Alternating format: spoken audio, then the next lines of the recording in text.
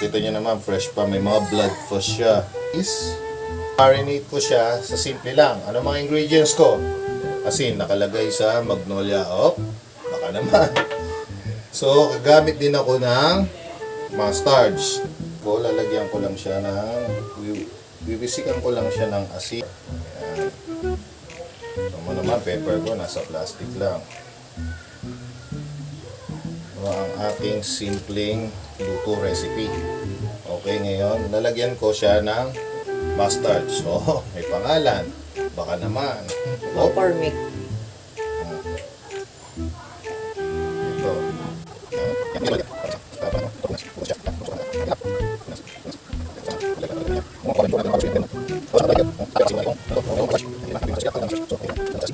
Ano mo, nakuhaan ba ng video para nakakita ng mga followers ko yan? Kung meron man. Shout out pala kay Paper.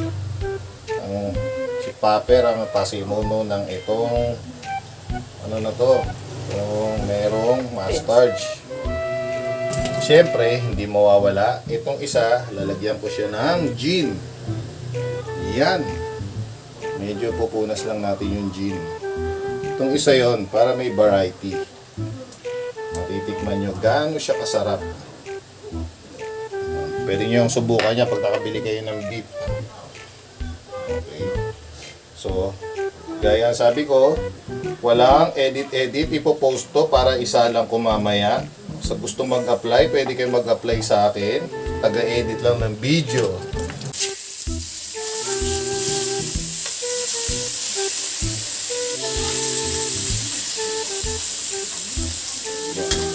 Magkaan nyo ang beef, saglit lang yan para at least hindi siya titigas. So, ito na yung product niya. Wow, napaka-juicy niya tignan. Tapos ito yung para sa misis ko. Yan, gusto niya kasi well done. So, akin, medium rare.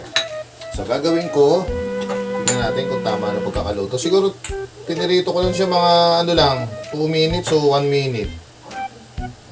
At medyo okay na yan. So, shot muna tayo. Tignan mo dito, Ginebra yan. Ginebra. Baka naman. Ginebra.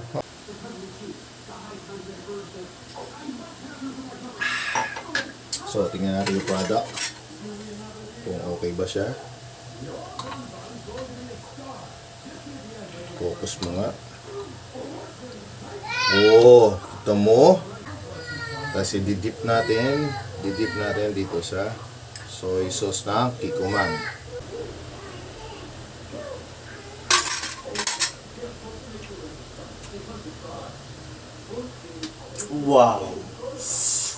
Wow, sarap! Tignan natin kung kaya. Tingnan natin kung kaya. With Kikkoman. Kikkoman.